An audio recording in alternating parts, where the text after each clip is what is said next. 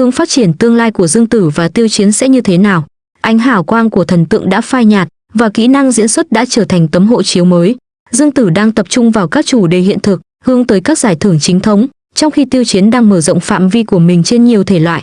Cả hai đang dẫn đầu sự chuyển đổi của ngành công nghiệp từ việc thần tượng hóa sang tập trung vào năng lực diễn xuất thông qua những con đường khác nhau. Đây không chỉ là lựa chọn cá nhân, mà còn là tín hiệu về sự trở lại với tính hợp lý trong hệ sinh thái phim truyền hình Trung Quốc. Sự chuyển đổi từ thần tượng hóa sang năng lực diễn xuất còn lâu mới kết thúc, kỹ năng diễn xuất đang định hình một kỷ nguyên mới của các vai chính. Trong ngành công nghiệp phim truyền hình hiện nay, danh tiếng thần tượng không còn là tấm hộ chiếu duy nhất cho các diễn viên. Ngày càng nhiều người chuyển trọng tâm sang trau dồi kỹ năng diễn xuất và đào sâu hơn vào vai diễn của mình. Dương Tử và Tiêu Chiến, đại diện cho kỷ nguyên mới, đã chọn những con đường hoàn toàn khác nhau, nhưng cả hai đều chỉ ra cùng một xu hướng sâu sắc, rời xa hình tượng thần tượng và hướng đến sự công nhận chính thống về năng lực diễn xuất. Sự lựa chọn của họ phản ánh một sự chuyển biến văn hóa sâu sắc trong ngành công nghiệp giải trí và những động lực ngầm cùng các tín hiệu tuần hoàn vượt xa vẻ hào nhoáng bề ngoài của trò chơi thần tượng. Dương Tử tiếp tục tập trung vào các chủ đề hiện thực và phim tiểu sử về phụ nữ, theo đuổi sự phát triển chiều sâu. Cô không bằng lòng với những vai diễn tình cảm ngọt ngào thoáng qua, thay vào đó, cô sẵn sàng đảm nhận những thử thách phức tạp hơn, thậm chí là vai phản diện. Cô lựa chọn các đoàn làm phim của CCTV và các hãng phim truyền hình chính thống, hướng đến các giải thưởng danh giá như giải Phi Thiên và giải Kim Đừng. Chiến lược của cô là xây dựng nền tảng vững chắc và trở thành một nhân vật hàng đầu trong số các nữ diễn viên sinh năm 1980 và 1990. Quyết định tạm ngừng xuất hiện thường xuyên trên các chương trình giải trí và giảm bớt sự xuất hiện trên truyền hình cho thấy quyết tâm để tác phẩm của mình tự nói lên tất cả, thay vì dựa vào thành công ngắn hạn trên các chương trình giải trí. Lựa chọn này phản ánh sự tập trung vào chất lượng vai diễn và công việc của cô, đồng thời cho thấy mong muốn được cả thị trường và khán giả công nhận. Mặt khác, con đường của Tiêu Chiến là sự đa dạng hóa theo chiều ngang. Bên cạnh việc thoát khỏi vùng an toàn của phim tình cảm lịch sử, anh ấy thích khám phá nhiều thể loại khác nhau, bao gồm phim y khoa, phim gián điệp và phim chính trị lịch sử, nhằm mở rộng phạm vi diễn xuất của mình. Anh ấy vẫn duy trì các buổi biểu diễn sân khấu thường xuyên và đang dần theo đuổi âm nhạc như một hoạt động thứ yếu. Các hoạt động quảng cáo và xuất hiện trên chương trình giải trí của anh ấy rất hạn chế, nhằm xây dựng hình ảnh công chúng kín đáo và dè dặt, mở đường cho sự phát triển lâu dài. Tiêu Chiến rõ ràng đang xây dựng một nền tảng vững chắc với các tác phẩm tiêu biểu đa dạng trong khi lên kế hoạch tỉ mỉ cho một sự gia nhập ổn định vào ngành điện ảnh, thay vì mù quáng chạy theo xu hướng. Lo chuyển đổi khác biệt nhưng bổ sung cho nhau này phản ánh sự dịch chuyển theo chu kỳ của ngành giữa giá trị diễn xuất và độ nổi tiếng. Sự thay đổi nhanh chóng của độ nổi tiếng tạo áp lực rất lớn lên các diễn viên chỉ dựa vào một hình tượng thần tượng duy nhất. Kế hoạch chiến lược sâu rộng của Dương Tử là một phản ứng tích cực trước sự trở lại của quan niệm nội dung là vua. Cô ấy đang đặt cược vào việc tích lũy thời gian và xây dựng danh tiếng, hy vọng nhận được cả những đánh giá tích cực từ giới truyền thông chính thống và sự công nhận trên toàn quốc.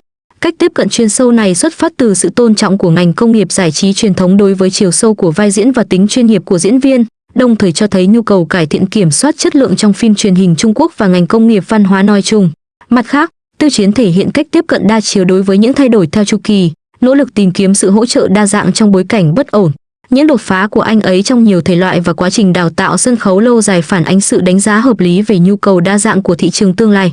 Anh ấy nhận thức rõ ràng chỉ đóng một loại vai diễn có thể dễ dàng dẫn đến bẫy vùng an toàn, và rằng anh ấy phải liên tục làm mới nhận thức của khán giả một chiến lược nghề nghiệp rất tiến bộ.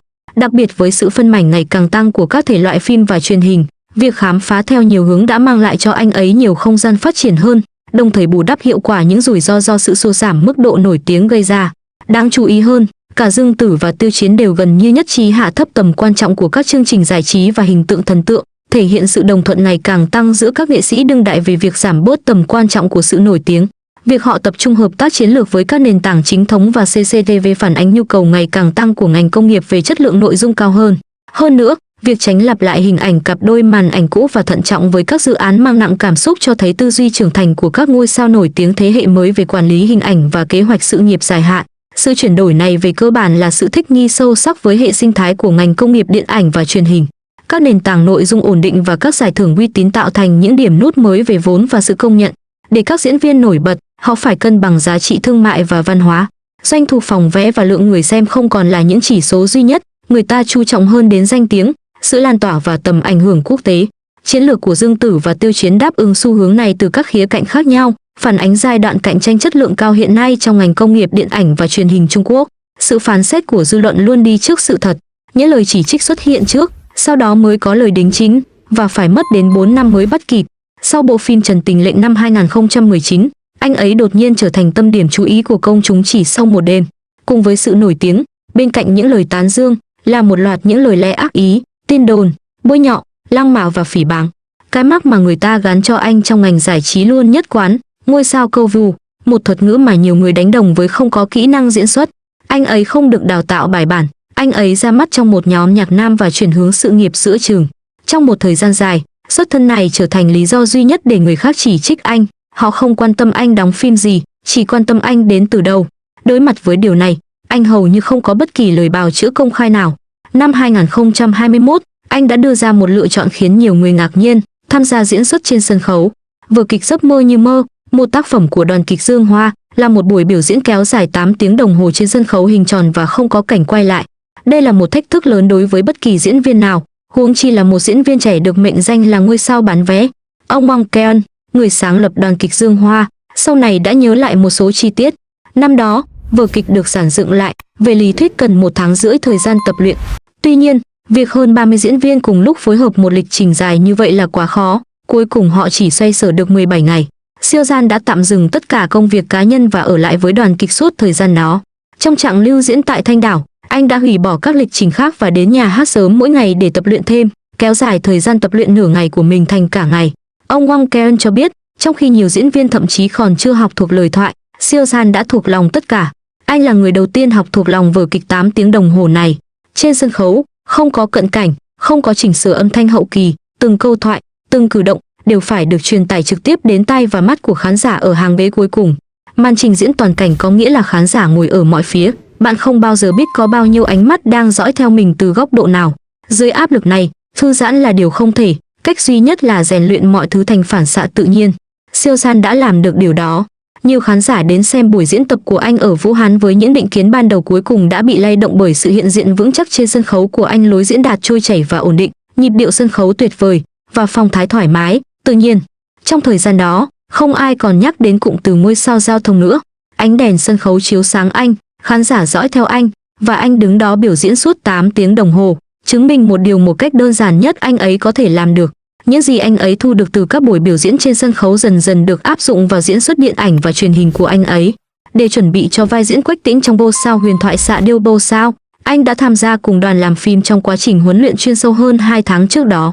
Lịch trình huấn luyện hàng ngày giống như đi học, đến trường dạy cưỡi ngựa vào buổi sáng để làm quen với ngựa, sau đó chạy vòng quanh, chạy nước rút, nhảy chướng ngại vật, cưỡi ngựa bằng một tay và cưỡi ngựa có vũ khí. Trong các bộ phim của đạo diễn Tú Hắc, ngựa rất dễ mất kiểm soát trên thảo nguyên, và các diễn viên phải có khả năng điều khiển chúng. Việc chuẩn bị trước khi quay phim không chỉ là hình thức, đó là vấn đề sống còn. Sau khi cưỡi ngựa, giờ ăn trưa được dành cho việc luyện tập võ thuật trong trường quay, đá, khởi động, luyện tập các bài quyền, và sau đó thiết kế các động tác khác nhau cho từng nhân vật. Các động tác của Quách Tĩnh chủ yếu là các đòn đánh bằng lòng bàn tay, cụ thể là thập nhị long chưởng. Ngoài ra, còn có tiếng Mông Cổ kịch bản gốc có rất nhiều đoạn hội thoại bằng tiếng Mông Cổ, đến nỗi chính Tiêu Chiến cũng gặp khó khăn khi xem lần đầu, không thể hiểu được. Anh ấy học từ một người thầy Mông Cổ từng câu một, giống như học tiếng Anh khi còn nhỏ. Người thầy sẽ phát âm một câu, và anh ấy sẽ lặp lại sau đó. Trước tiên là nắm vững ngữ điệu và tốc độ, sau đó diễn xuất bằng tiếng quan thoại trong khi ghi chép, và cuối cùng là ghép nó vào ngữ cảnh Mông Cổ để thêm cảm xúc. Nhìn kỹ hơn vào xu hướng điện ảnh và truyền hình toàn cầu, sự chuyển đổi từ nổi tiếng sang sức mạnh này không chỉ có ở Trung Quốc. Những thay đổi tương tự đã xảy ra ở Hollywood và ngành công nghiệp điện ảnh và truyền hình Nhật Bản và Hàn Quốc, nơi các ngôi sao đang xây dựng lại niềm tin của khán giả thông qua những thử thách vai diễn đa dạng và kinh nghiệm sân khấu. Ngược lại, nếu kỷ nguyên của người nổi tiếng trên mạng hay ngôi sao mạng tiếp tục lan rộng, lượng khán giả có thể giảm sút do sự nhàm chán về mặt thẩm mỹ. Ngược lại, sự nổi lên của các diễn viên có kỹ năng diễn xuất vững chắc sẽ thúc đẩy tất cả các mắt xích trong chuỗi ngành công nghiệp quay trở lại sáng tạo nghệ thuật và đổi mới nội dung, tạo thành một vòng tuần hoàn tích cực. Điều này cũng mang đến một chi phí tiềm ẩn thú vị hoạt động và giá trị thương mại mà những người nổi tiếng trên mạng mang lại cho thị trường rất khó thay thế nhanh chóng. Mặc dù vậy, hệ sinh thái giải trí dài hạn phải cảnh giác với rủi ro cạn kiệt lợi nhuận từ lượt xem, khiến việc chuyển đổi diễn viên và nâng cao chất lượng công việc trở thành lựa chọn không thể tránh khỏi. Dương Tử đã chọn con đường tương đối ổn định là đào tạo chuyên sâu, trong khi Tiêu Chiến đặt cược vào việc thử nghiệm nhiều vai diễn và thể hiện nhiều hình tượng khác nhau. Sự khác biệt về chiến lược của họ phản ánh sự khám phá các khả năng đa dạng của ngành công nghiệp cho tương lai. Sự chuyển đổi này diễn ra trong bối cảnh thị trường phim truyền hình Trung Quốc đang chuyển từ giai đoạn tăng trưởng nhanh sang giai đoạn tái cấu trúc hợp lý. Chất lượng giờ đây là rào cản cạnh tranh, khán giả và ban giám khảo không còn trả tiền cho người nổi tiếng trên mạng nữa.